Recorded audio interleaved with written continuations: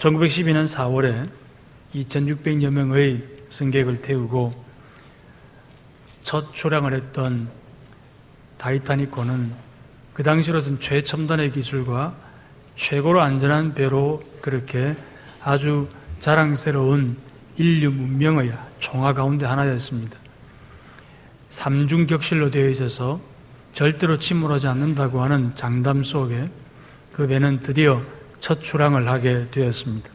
그게 바로 1912년 4월이었습니다.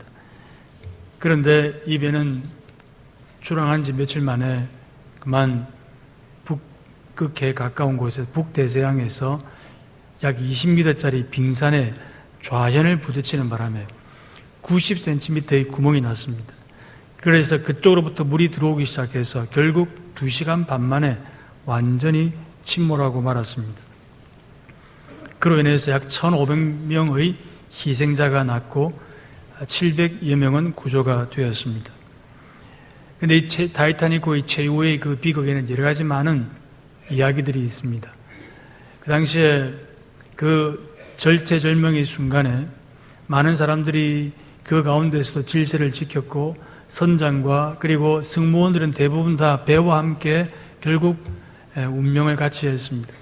승객들은 많이 살아났지만 또 수많은 승객들이 전체 정원의 절반밖에 되지 않는 구명정 때문에 많은 사람들이 결국 희생당하고 말았습니다. 우리가 알고 있는 타이타닉 호의 비극은 그것이 2000년대에 가서 1997년에 영화로 만들어지면서 더더욱 많이 알려지게 되었습니다. 그 영화는 이렇습니다. 보물을 탐사하던 잠수부들이 그 타이타닉호에 들어가서 뭔가 안에 있을 것이다 라고 하는 그런 기대를 가지고 여러 그 타이타닉호의 잔해를 수색하던 중에 한 상자를 발견했습니다. 그런데 그 상자가 보물상자 같았습니다. 너무나도 귀한 상자로 보여서 그 상자를 가지고 올라와서 이제 상자를 개봉하는데 그 안에는 보물은 안 들어있고 그림 한 장이 달랑 들어있었습니다. 그 그림에는 한 소녀가 목걸이를 걸고 누워서 포즈를 취한 그림이었습니다. 그래서 이 그림의 주인공이 누군지를 사람들에게 수소문하기 시작했는데 102세의 한 할머니가 그 그림이 바로 나라고 그렇게 말하는 것이었습니다. 그러면서 그 옛날 자기가 있었던 그 배에 있었던 그 스토리를 이제 고백하는 겁니다. 자기는 귀족의 딸로서 이름은 로즈였고 그 귀족의 딸로 그 배에서 갑판에서 우연히 잭이라고 하는 청년을 만납니다. 그런데 그 도저히 이루어질 수 없는 그 당시로서는 신분의 벽이 있었지만 그러나 두 사람은 그 배에서 사랑을 나누게 됩니다. 짧은 4일 동안에 사랑을 나누게 되고 이 잭이 그 로즈를 모델로 연필로 그림을 그린 겁니다. 그 그림이 바로 그 배에서 발견된 그림이었고 그리고 그 주인공이 바로 이 로즈 할머니였습니다. 그런데 더더욱 그 사연이 참으로 애틋한 것은 배가 침몰하면서 그만 두 사람이 구명정을 탈 시기를 놓쳐버려가지고 배가 침몰하기 직전에 물로 뛰어듭니다.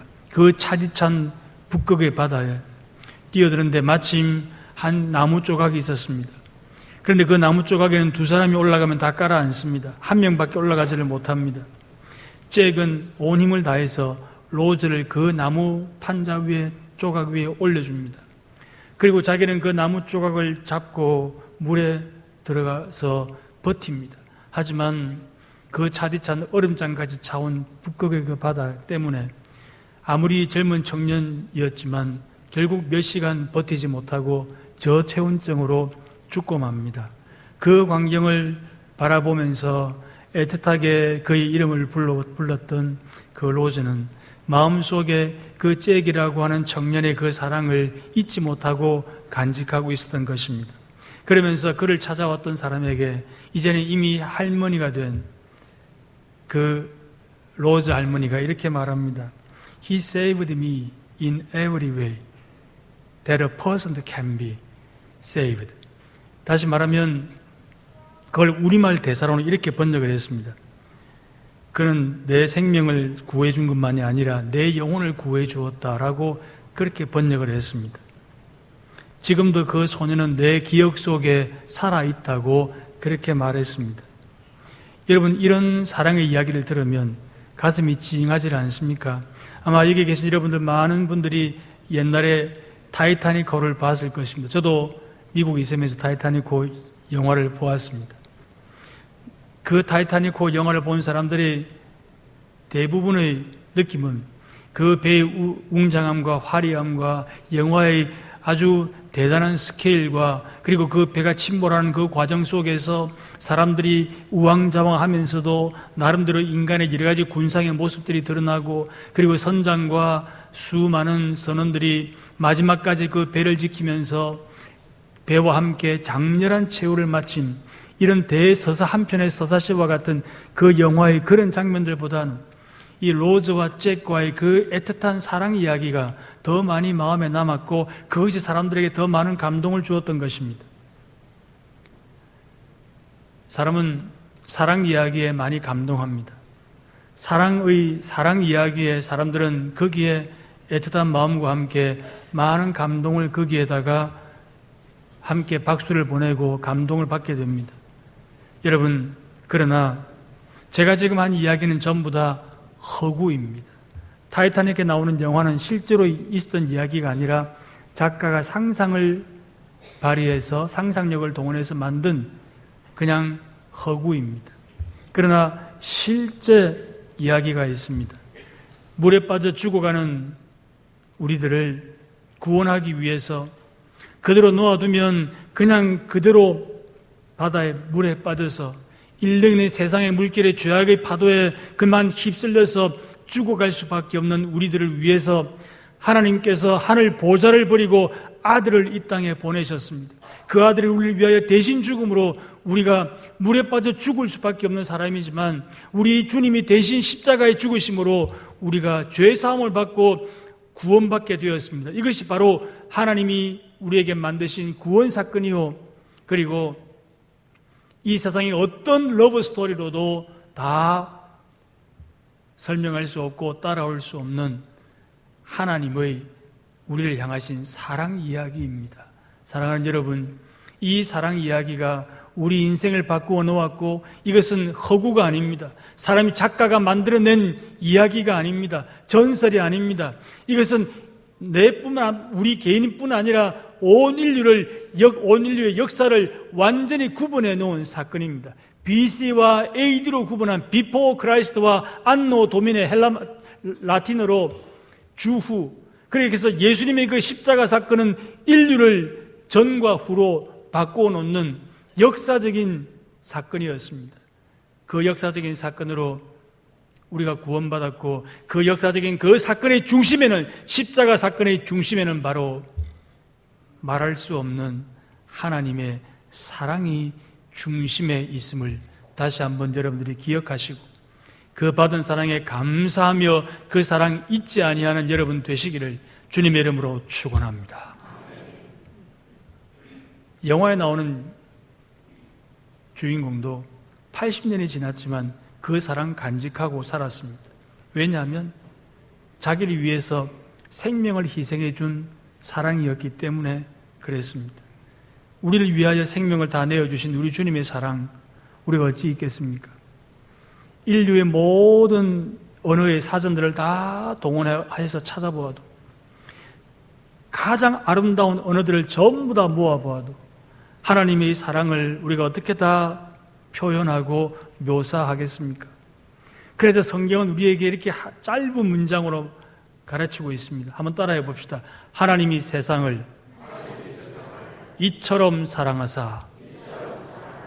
하나님이 세상을 이처럼 사랑했다고 하는 것이 바로 하나님의 사랑을 아주 함축해서 우리에게 가르쳐주는 문장입니다.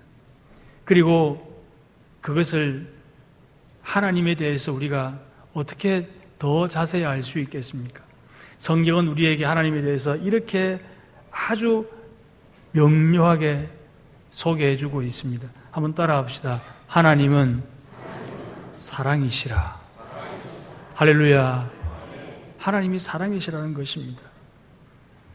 사실 우리가 뭘 그렇게 사랑받을 만한 그런 자격이 있습니까?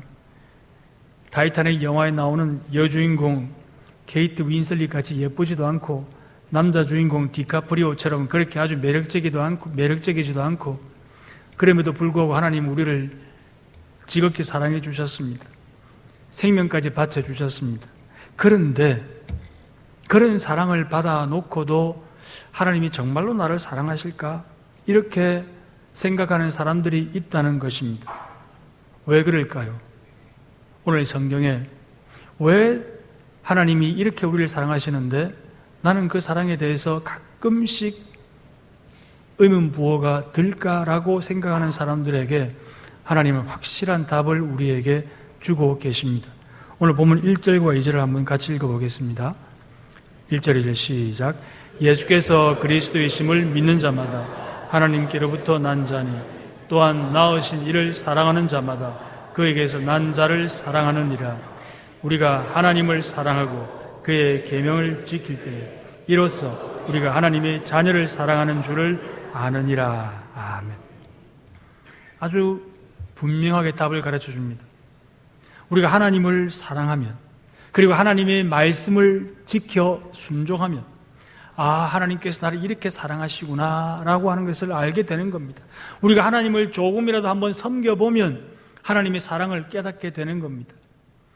이와에 대해서 오랫동안 정신과 교수를 했던 이근우 교수가 쓴 나는 죽을 때까지 즐겁게 살고 싶다라고 하는 책에 보면 그런 내용이 나옵니다. 이대근이라고 하는 영화 배우가 어머니 중풍으로 거동을 잘 하지 못하는 자기 노모의 기저귀를 갈아주면서 그 기저귀에서 나는 소변 냄새가 좀 역해가지고 얼굴을 좀 찡그렸습니다. 그러니까 그걸 바라보던 그 어머니가 아들 이대근에게 이렇게 말합니다. 이놈아, 나는 네 기저귀 갈 때에 네 오줌 냄새가 너무 구수해서 코를 대고 맡아보았단다.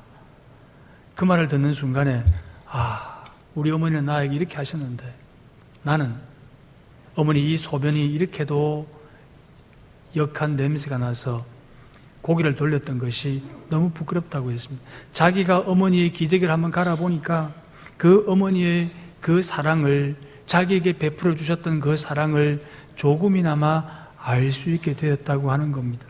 우리가 하나님의 말씀에 순종해서 조금이나마 10,000분의 1이나마 하나님의 사랑을 갚는 신용이라도 하면 우리가 하나님의 사랑에 조금이라도 보답하는 우리가 순종을 하면 행동을 하면 그때는 하나님이 나를 이렇게 사랑하시구나 하는 것을 내가 알게 되는 겁니다. 사랑하는 여러분, 하나님 말씀에 순종하면 그래서 우리가 하나님께서 원하시는 일을 조금이라도 해보면 하나님이 나를 얼마나 사랑하시는지를 그때그때마다 구체적으로 깨닫게 해주시는 그 은혜를 여러분들이 누리시기를 순종으로 누리시기를 주님의 이름으로 축원합니다. 여러분, 힘들고 복잡한 세상입니다. 그래서 우리가 하나님의 말씀을 순종하는 것이 이 세상을 이기는 첩경입니다. 오늘 본문 3절 같이 한번 읽어보겠습니다. 3절입니다. 시작. 하나님을 사랑하는 것은 이것이니 우리가 그의 계명들을 지키는 것이라. 그의 계명들은 무거운 것이 아니로다. 아멘. 여러분, 하나님을 사랑하는 것은 이것이니 우리가 그의 계명들을 지키는 것이로다. 그의 계명들은 무거운 것이 아니라고 했습니다. 여러분, 하나님을 어떻게 사랑합니까? 답이 분명히 나옵니다. 하나님의 말씀을 지키는 겁니다. 하나님의 계명을 지키는 겁니다. 하나님의 계명은 무거운 짐이 아니라고 했습니다. 한 형제가 참 예수 믿는다고 많은 핍박과 어려움을 겪는 자매를 사랑했습니다. 그래서 그 자매에게 이렇게 말합니다. 나는 널 이해할 수가 없어. 힘들지도 않니? 차라리 예수 믿지 마. 안 믿는다고 해. 그럼 되잖아. 그러니까 자매가 이렇게 대답합니다. 너는 왜 나와 굳이 결혼하려고 그래 그럼? 그러니까 형제가 이렇게 말합니다. 너를 사랑하기 때문이잖아. 자매가 또 대답합니다. 바로 그거야. 사랑하면 어떤 어려움도 느끼지 않게 되는 거야. 여러분, 우리가 하나님을 사랑하면 하나님의 계명을 지키는 것이 아무것도 아닌 겁니다. 사랑하지 않으니까, 감사하지 않으니까, 그 구원의 은혜에 내가 조금이라도 감격이 없으니까 조그만 하나라도 불편한 겁니다. 심지어는 주일날 교회 나와서 예배드리는 것조차도 부담스럽게 생각하는 겁니다. 가끔 교회 안 나와서 우리 교역자들이 전화해 보면 좀 부담스러운데 조금 계십시오, 이렇게 하는 분들이 있습니다. 이 가운데는 그런 분들이 아무도 없는 줄로 알지만 왜 그렇습니까? 이유는 딱 하나입니다. 하나님의 사랑을 순종 가운데 깨닫지 못했기 때문에 교회 나오는 시간이, 교회 나오는 그 정성이, 그 거리조차도 부담이 되는 겁니다. 사랑하면 어디든 안 갑니까? 여러분, 옛날에 연애할 때 어떻습니까? 내가 사랑하는 사람이 좀 멀리 있으면 아이 멀어서 이런 사람이 있습니까? 거리가 무슨 문제입니까? 시간이 문제입니까? 돈이 문제입니까? 여러분, 방금 제가 예를 들었던 그 자매, 그 형제도 결국 주님을 사랑하는 자가 되었다고 합니다. 세상에 살지만 주님을 사랑하는 믿음이 세상의 모든 어려움을 이기는 능력이 됨을 믿으시기를 바랍니다. 여러분, 아주 기본적인 질문 한번 해보겠습니다. 여러분, 신앙이라고 하는 것이 무엇이겠습니까? 여러 가지로 말할 수 있겠지요, 신앙은. 그런데 이걸 한번 줄여보면 신앙은 하나님 말씀에 순종하면서 그분을 닮아가는 겁니다. 그게 신앙입니다. 첫째는 하나님 말씀에 순종하는 겁니다.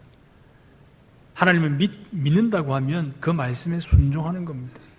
그리고 그렇게 순종하다 보면 우리가 하나님을 닮아가게 되는 겁니다. 함께 같은 마음 가지고 순종하며 가면 나도 모르게 자꾸 닮습니다. 순종은 동행한다는 겁니다. 우리가 하나님과 동행한다 그런 말 많이 하죠. 예수 믿는 것은 주님과 동행하는 것입니다. 어떻게 동행합니까? 순종해야 그게 동행하는 겁니다. 말씀에 따라가는 그게 하나님과 동행하는 것입니다. 부부도 그렇습니다. 제가 보면 우리 교회 성도들 중에서 닮은 부부들이 많이 있어요. 본인들은 잘 모르죠. 저는 이렇게 쭉 보니까 이 닮은 사람들이 많습니다. 그런데 본인 부부들 보고 두 분이 닮았습니다 하면 좀 싫어하는 사람이 있습니다. 내가 저 양반하고 닮았습니까? 목사님 보는 눈도 없으시네. 이런 분도 있는 겁니다. 남편은 일한다고 고생한다고 막 얼굴에 주름이 생기고 그리고 막 흰머리 생기고 하는데 자기는 안 늙으려고 얼굴 잡아 당기고 막 이렇게 해서 남편보다 젊다는 소리 듣고 혹시 어디 가다가 정말 눈빈 사람이 같이 부부가 있는데 딸입니까? 이런 말 한마디 들었다고 좋아가지고 계속해서 딸처럼 하려고 하는 이런 사람. 그래가지고 되겠습니까? 아내가. 물론 우리 교회 가운데는 그런 사람이 없다고 생각하지만 여러분, 사랑은 닮는 겁니다. 주님을 사랑하면, 주님과 동행하면 자꾸만 닮아갑니다. 부부가 닮아가듯이 우리도 주님을 닮아가는 겁니다. 주님 말씀에 순종해서 주님과 교제하면서 갈수록 닮아갈 수 있는 여러분 되시기를 주님의 이름으로 축원합니다. 뭘 닮습니까? 또 한번 따라해 보십시다. 하나님은 사랑이시라. 하나님 그분과 근본 본체이신 주님을 닮아가는 것은 우리도 주님처럼 사랑한다는 겁니다. 우리 안에 사랑의 본성이 살아난다는 것입니다. 우리 안에 줄 수 있는 사랑의 능력들이 생겨난다는 것입니다. 그게 바로 주님을 닮아가는 첫 번째 모습입니다. 그래서 여러분 꼭 기억하십시오. 순종이 동행이고 그 동행이 닮아가는 것입니다. 닮는 것은 곧 주님의 사랑을 우리도 베풀 수 있게 되는 것입니다. 세상 사람들이 왜 우리 예수 믿는 사람들에 대해서 이런저런 말들을 합니까? 교회 처음 나온 사람들, 많은 사람들이 뭘 먼저 본다고 생각하세요? 힘들고 어렵게 남편을 데리고 오고 아내를 데리고 오고 자녀를 데리고 왔을 때에 제일 마음이 쓰이는 부분이 어떤 부분입니까? 사람들이 물론 목사도 보겠지요.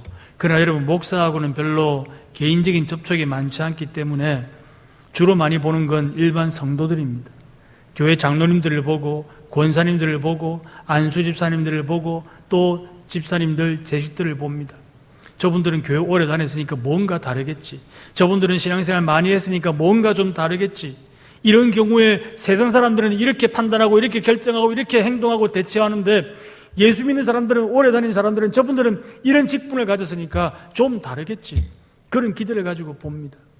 그런데 하는 거 보니까 똑같단 말입니다. 심지어는 좀 못하는 것 같기도 하단 말입니다. 그때 마음에 실망이 오는 겁니다. 그래서 사실 다른 이유도 있으면서, 사실 교회 안 나오는 또 다른 이유도 있고, 좀 게으르고 또 좀 막 오기도 싫고 막 불편하고 이런 것도 있으면서도 다 겉으로 내세우는 핑계가 뭡니까? 아이고 교회 가보니까 뭐 사랑도 없고 저끼리 어울리고 무슨 이런 직분 가진 사람들도 별 수 없더라. 이런 생각을, 이런 핑계를 대는 겁니다. 왜 우리가 잘못해서 그런 핑계를 만들어줍니까? 그렇게 말하면 참 인도한 사람이, 전도한 사람이 참 말하기가 난처해집니다.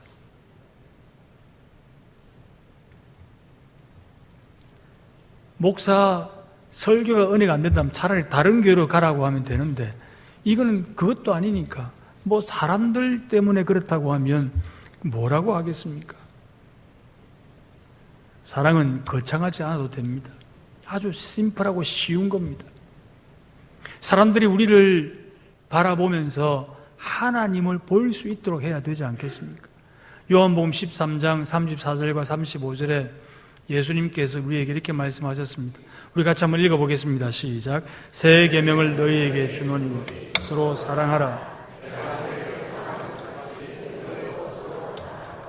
너희가 서로 사랑하면 이로써 모든 사람이 너희가 내 제자인 줄 알리라. 아멘. 우리가 그리스도의 제자인 줄로 사람들에게 보일 수 있는 것은, 우리 안에 주님이 계심을 사람들에게 보여주는 것은 너희도 서로 사랑하라고 하는 겁니다. 사랑은 거창하지 않아도 됩니다. 작은 것부터 실천하면 됩니다. 어느 교회에서 예배를 마치고 성도들이 복도를 빠져나가는데 복도에서 웅성웅성 와글와글 싸우는 소리가 들렸다고 합니다. 왜 그러냐 물어보니까 두 사람이 서로 지나가다가 한 사람이 발을 밟았습니다. 그래서 발을 밟힌 사람이 니 내 발 밟아놓고 와 사과 안 하노? 하고 이 사람은 처음에 안 밟았다고 하는데 딱 보니까 발 위에 신발 자국이, 그 신발 위에 탁 자기 신발 자국이 있는 겁니다. 이 봐라, 신발 자국 봐라, 이거 네가 밟았다 이거. 이러니까 밟은 사람이 이렇게 말하더랍니다. 네가 와 발을 들이대노. 여러분, 이래가지고 무슨 은혜가 되겠습니까? 주차장에서도 그런 일이 많이 일어나죠. 사랑하는 여러분, 서로 우리는 길을 걸어가는 동반자들입니다. 오래 신앙생활을 해오신 분들, 평소에는 뭐 바빠서 제대로 거울도 볼 시간이 없을 만큼 막 바쁘게 다니다가 주일날 조금 느긋하게 그래도 옷도 좀 제대로 좀 차려입고 얼굴도 좀 거울 보면서 화장도 좀 하는데 오늘따라 화장빨이 영 안 받는 겁니다. 주름살이 자꾸만 많이 생겨졌고 얼굴에 또 이래저래 뭐가 좀 그렇습니다. 낙심하고 교회로 옵니다. 아이고 나도 많이 늙었구나. 그런데 교회 와서 가만 보니까 나하고 10년 20년 같이 신앙생활 하던 저 김집사도 보니까 많이 늙었습니다. 아이고 니나 내나 위로를 얻는 겁니다. 우리 서로 다 믿음의 선한 싸움을 싸우기 위한 동료들이고 동지들이고 전우들입니다.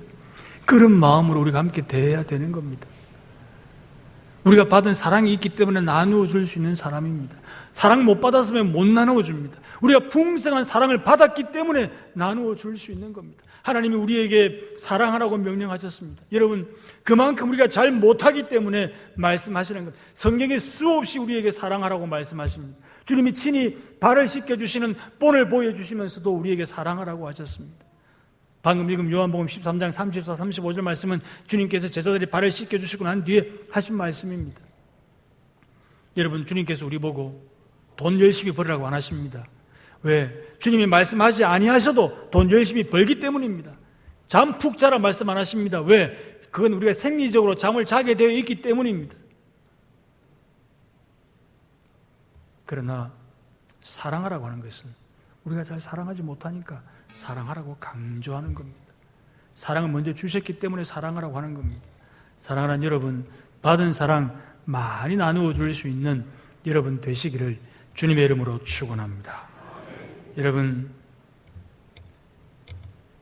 우리가 스스로 빛을 내지는 못해도 하나님의 빛을 받아서 그 빛을 사람들에게 보여줄 수는 있지 않습니까? 우리가 태양처럼 빛을 발하지는 못하지만 달처럼 우리가 그 태양빛을 받아서 반사를 할 수 있지 않습니까? 주님을 닮은 사람이 되셔서 우리가 만나는 모든 사람들에게 하나님을 보여주고 예수님의 향기를 바라는 여러분들의 삶이 되시기를 간절히 소망합니다. 오늘날 사회를 보면 참 안타깝습니다. 우리 현실을 볼 때 너무나도 기가 차는 일들이 참 많습니다. 한 중년 여인이 오늘날 이 청소년들의 이런 모습들을 바라보면서 자기 자녀를 생각하면서 글을 올렸습니다. 그런데 그 글을 보고 댓글을 막 달기 시작합니다. 여러분, 댓글 다는 사람들, 제일 많이 다는 사람들이 어떤 계층인지 아세요? 중고등학생들이 제일 많이 단답니다. 절반은 중고등학생이랍니다, 사실상. 그 다음에 초등학생들도 댓글 많이 단답니다. 한 초등학교 5학년짜리 이런 댓글을 달았습니다. 요즘 애들이란 쩌쩌쩌쩌 이렇게 한답니다. 여러분, 근데 이 여인의 글에 한 남성이 희롱을 하면서 심지어는 성희롱까지 하면서 그 글을 막 비꼬는 글을 달았습니다. 나중에 알고 보니까 그 글을 단 남성은 이 중년 여성의 중학교 3학년짜리 아들이었습니다. 서로 이야기를 하다가 알게 된 겁니다. 이게 우리의 현실입니다. 관계들이 삐뚤어지고 짝퉁사랑, 부족한 사랑, 가짜 사랑 이런 것 때문에 우리가 얼마나 많이 자녀들까지도 삐뚤어져 갑니까? 제가 한 가지 이야기를 하고 말씀을 맺으려고 합니다. 생텍쥐베리라고 하는 어린 왕자를 쓴 작가가 이렇게 말했습니다. 사랑이란 본래의 모습을 되찾도록 돕는 과정일지 모른다. 사랑은 사람의 인격의 변화에 따라서 변하기 때문에 함부로 정의를 내려서 사랑을 어떤 틀 속에 가두어두는 것은 옳지 않다고 생각한다. 그 말이 참 괜찮다고 생각합니다. 사람은 인격의 성숙에 따라서 사랑하는 모습이 달라지는 겁니다. 그 사람이 사랑하는 그런 여러 가지 모든 가치가 변하는 겁니다. 좀 부족할 때와 성장할 때와 많이 성숙했을 때 각각 그 사랑하는 모든 모습이 달라진다고 하는 것입니다. 사랑하는 여러분, 우리가 그렇습니다. 우리가 영적인 유아 때는 사랑이 유치했습니다. 신앙적으로 자라고 사랑을 더 많이 받고 사랑에 감사하고 믿음이 자라고 성숙하고 믿음의 진보를 이루고 성화를 이루어가고 주님을 닮아가는 그런 모습 가운데서 우리의 사랑도 커가는 것입니다. 이전에 못했던 사랑을 할 수 있는 겁니다. 이전에 이것은 불가능이고 이것은 내가 이전에 절대로 받아들일 수 없는 일이었지만 이제는 그것이 가능한 일이 되어가는 것입니다. 절대로 이전에 용납할 수 없는 일이었지만 이제는 그것을 그럴 수도 있지라고 하면서 용납해주고 보듬어주고 그리고 이해해 주는 것입니다. 그게 성장입니다. 사랑하는 여러분, 작년에 여러분들이 했던 사랑보다 5년 전에 했던 사랑보다 10년 전에 할 수 있었던 사랑보다 지금 할 수 있는 사랑이 더 큰 사랑, 더 성숙한 사랑, 더 주님을 닮은 사랑이 되기를 주님의 이름으로 축원합니다. 빅토르 위고가 쓴 레미제라블이라고 하는 소설은 우리가 이전에 많이 다 읽었습니다. 그 소설은 언제 들어보아도 참 감동적입니다. 빵 한 조각 훔쳤다고 하는 죄목으로 20년을 감옥에서 살았던 장발장은 어느 날 한 교회로 들어갑니다. 그 교회의 신부님이 자기를 신부의 방에 재워주었기 때문입니다. 그 밤에 그 장발장은 주변을 둘러보다가 은그릇을 보았습니다. 그래서 도벽이 다시 도져가지고 그 은그릇들을 훔쳐가지고 자기 가방에 넣고 성당을 빠져나옵니다. 황급히 도망가는데 형사를 만난 겁니다. 형사가 장발장을 알아보고 가방을 수색을 해보니까 가방 속에 교회에서 쓰는 은그릇이 나온 겁니다. 아, 요놈이 틀림없이 교회에서 훔쳐왔구나 해서 장발장을 데리고 신부에게 갑니다. 신부님, 이놈이 교회 은그릇을 훔쳐가는 것을 제가 잡아왔습니다. 보십시오. 교회 그릇 맞지요? 그러니까 이 신부가 장발장이 이렇게 말합니다. 아니, 자네는 참 정신이 없네. 그러면서 장을 열고 금촛대를 끓여옵니다. 내가 이것도 같이 가지고 오라고 했지 않나? 근데 자네는 왜 그릇밖에 안 가지고 가? 자, 이것도 같이 가지고 가. 참 정신없는 사람 같으니라고. 그러니까 형사가 그 광경을 보고 머쓱해서 돌아갑니다. 두 사람만 남아있을 때 신부가 이렇게 말합니다. 장발장이 먼저 신부님, 제가 이 은혜 평생 잊지 않겠습니다 라고 말하니까 신부가 말합니다. 하나님이 당신과 당신의 영혼과 생명을 사셨습니다. 이제 당신은 당신의 것이 아니라 하나님께 속한 사람이 되었습니다 라고 기도해 줍니다. 그 사랑에 이 신부는, 이 장발장은 완전히 변화되고 새 사람이 된 겁니다. 그 이후부터 그가 하는 모든 일들은 하나님의 사람으로 정말 귀한 일들을 많이 하게 된 것입니다. 나머지 상세한 이야기는 책을 읽어보십시오. 여러분, 죄로 얼룩졌던 장발장의 인생이 단 한 번에 경험해보지 못했던 그 사랑으로 변화된 것입니다. 한번 여러분들에게 물어봅니다. 애먹이는 자녀 있습니까? 항상 애먹이는 자녀, 청개구리보다 더 못한 자녀라고 생각되는 자녀가 있습니까? 늘 내 속을 팍팍 끓는 남편이나 아내가 있습니까? 생각할수록 화가 나고 직장에서 만날 수밖에 없는 사람인데 정말 그 사람만 생각하면 밥을 먹다가도 그냥 울컥하는 이런 사람이 있습니까? 심지어는 교회 안에서조차도 그 사람이 1부 예배를 드리면 나는 2부 예배를 나오고 싶고 그 사람이 2부를 드리면 나는 1부를 가고 싶을 정도로 보기 싫은 사람이 있습니까? 여러분, 정말 내 힘으로는 도저히 다룰 수 없는, 이길 수 없는 사람이라는 그런 존재들이 있다 할지라도 여러분들이 받은 주님의 사랑으로 한번 대해 보십시오. 주님의 사랑을 진심으로 한번 나누어 보십시오. 하나님께서 그 사람을 변화시키기 전에 먼저 사랑을 베푸는 나를 변화시켜 주시고 그리고 나의 변화를 보며 그 사람도 변화시켜 주셔서 사랑의 울타리 안에서 새로운 아름다운 관계로 새로운 출발을 하게 해주시는 그 은혜가 여러분에게 있기를 주님의 이름으로 축원합니다. 여러분, 세상은 다 불안한, 허전하고 부족한 사랑입니다. 나는 주었는데 왜 니는 안 주나? 이겁니다. 부부싸움 하는 원인도 대부분 그거 아닙니까? 나는 당신한테 이만큼 해주었는데 당신은 왜 안 해주느냐고 하는 그것 아닙니까? 그래서 사랑 때문에 싸우는 겁니다. 그러다가 내리는 결론은 무엇입니까? 그 시절 그 추억이 또다시 온다 해도 사랑만은 않겠어요. 이게 인간의 결론입니다. 그러나 주님의 사랑은 다릅니다. 주님의 그 사랑을 내가 받고 그 사랑을 나누어 줄 때 세상이 바뀌고 사회가 바뀌고 가정이 바뀌고 교회가 새로워지고 그리고 인간의 근본이 달라지는 능력이 바로 주님이 우리에게 주시는 사랑이고 그 사랑을 나눌 때 나타나는 능력임을 믿으시기를 주님의 이름으로 축원합니다. 여러분, 힘든 세상에 살면서 무엇으로 이기고 나가겠습니까?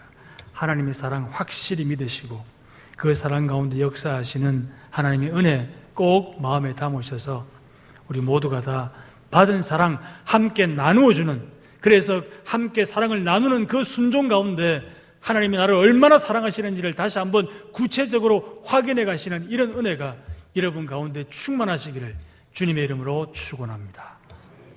우리 찬양 같이 하겠습니다. 하나님의 사랑을 사모하는 자.